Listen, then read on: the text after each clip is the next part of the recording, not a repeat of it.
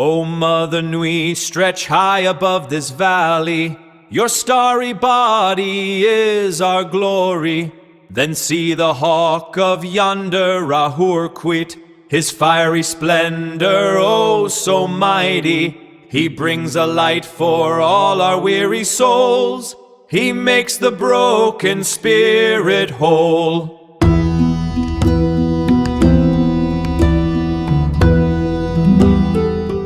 Picture reaching, like the absolute peak of human achievement. You've crossed the finish line. You've essentially 100%ed the video game of life.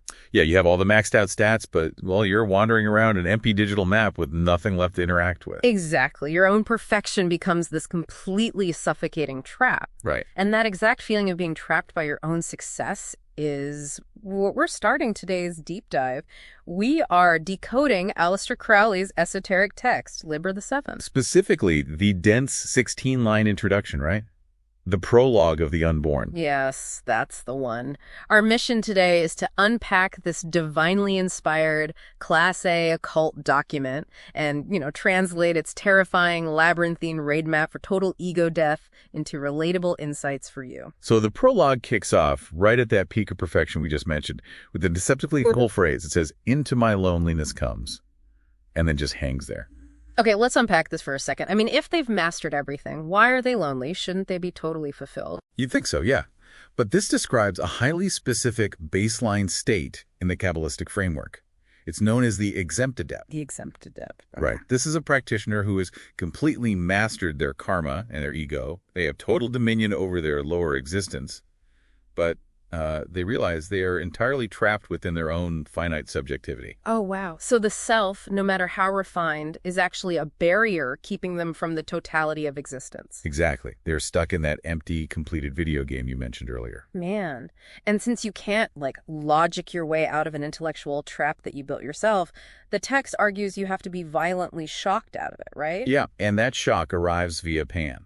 The text describes this crushing literal sensory overload.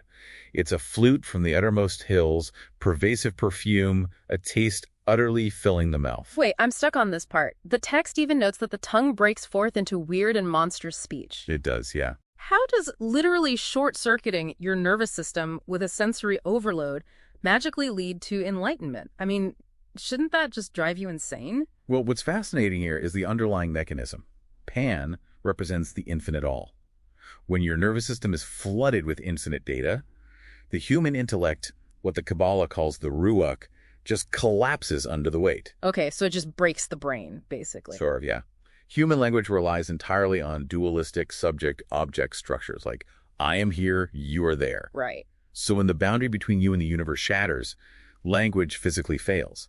That monstrous speech is simply the sound of conventional rational thought completely breaking down. Oh, that makes so much sense. This massive sensory short circuit acts as friction, igniting a sixth interior sense that triggers the final step. Yes, the adept is flung down the precipice of being right into the abyss. Which sounds terrifying. It is. This descent into the abyss is an act of profound alchemical surrender. The adept has to pour out every drop of their metaphorical blood upon the infinite night sky. And that sky is symbolized by the blue stone lapis lazuli, right? You got it. Here's where it gets really interesting, but also super dense. What do the blood and the blue stone actually represent? Well, think of the lapis lazuli as the vast, indifferent cosmos. The blood is your localized, messy human ego. Okay, so you're just bleeding out. Yeah, you have to willingly bleed out your terrestrial identity, your memories, and your sense of self into that void. Mm-hmm. If you try to hold on to even a fraction of your ego, you are torn apart by Kuranzan. The demon of dispersion. Exactly. So keeping our video game metaphor going, if Pan is the console short-circuiting, plunging into the abyss is like willingly deleting your save file. Yeah. You have to erase everything. That is a perfect way to put it. And if we connect this to the bigger picture, that willing deletion is exactly how you defeat Kuranzan. Because a demon of dispersion has no power over something that has already enthusiastically unmade itself. Precisely. You neutralize the threat by offering zero resistance. Wow. Which brings us to the title, Prologue of the Unborn.